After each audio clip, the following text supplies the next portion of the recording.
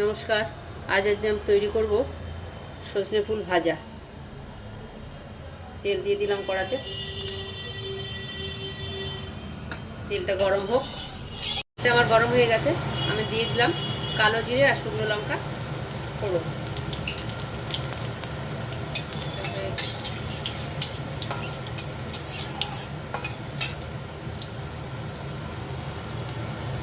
দিয়ে দেবো আলু,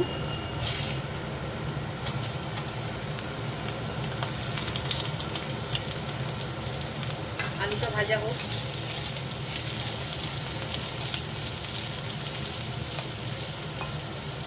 দিয়ে দেবো একটু লবণ,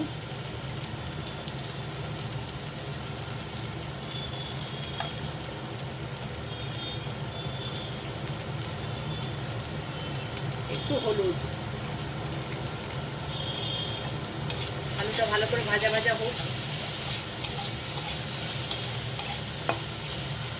ঢাকা তুলে দেখবো আলুটা হয়েছে কিনা।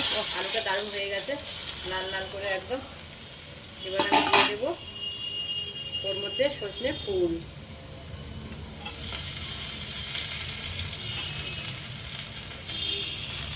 সুন্দর ফোটা ফুল বেছে নিলাম।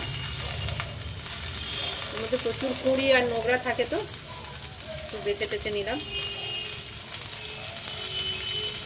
নিয়ে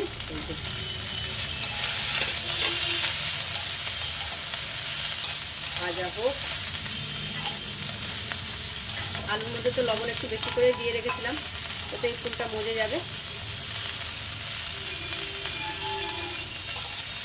আবার একটু ঢেকে দিলাম,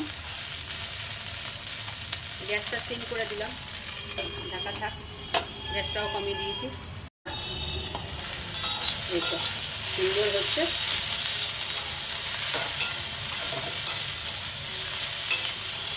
নেড়ে নেড়ে দিতে হবে বারে বারে, নাহলে পুড়ে যাবে ফুলটা। আলুটাতে সুন্দর ভাজা হয়েছে, ফুলটা সিদ্ধ হয়ে গেলেই হবে। আবার ঢাকা থাকে একটু। ও ভাজাটা হয়ে গেছে, ভাজাটা হয়ে এসছে, হয়েই গেছে ভাজাটা। এই যে আমি তো একটু কম তেলে রান্না করি, তাই মনে হয় আমার ভিডিও কেউ দেখে না, কারণ ভাবে যে মহিলাটা কি অল্প তেলে কি রান্না করে, এ আবার কি দেখবো আমরা। তা সে যাই হোক, আমি এরকম খাই। আমার নিজের জীবনের যেটুকু সময় আমি এইভাবে পার করি। দুজনে থাকি, দুজনে যেটা খাই সেটাই তুলে ধরি, আর অন্য কিছুই না। বেশি তেল দিয়ে বেশি করে ভাজলে হয়তো অনেক টেস্টি হয়, কিন্তু আমাদের খাবারগুলো কম টেস্টি হয় না, ভালোই টেস্টি হয়। নামিয়ে দিচ্ছি আমি ভাজাটা, দিলাম।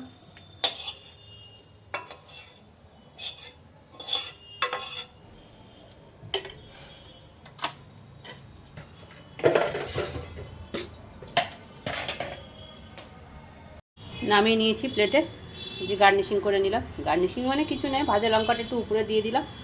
আর এই যে ফুলগুলো তো একেবারে গলে গেছে, আলুগুলো তাকিয়ে আছে।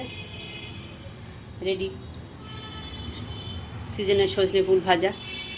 একটু দেখো তোমরা, এরকম করে করে খেয়ে দেখো তো কেমন লাগে। আমি তো আর দিতে পারবো না তোমাদের এখান থেকে, যারা যারা দেখবে একটু খেয়ে তৈরি করে খেয়ে দেখো কেমন হয়।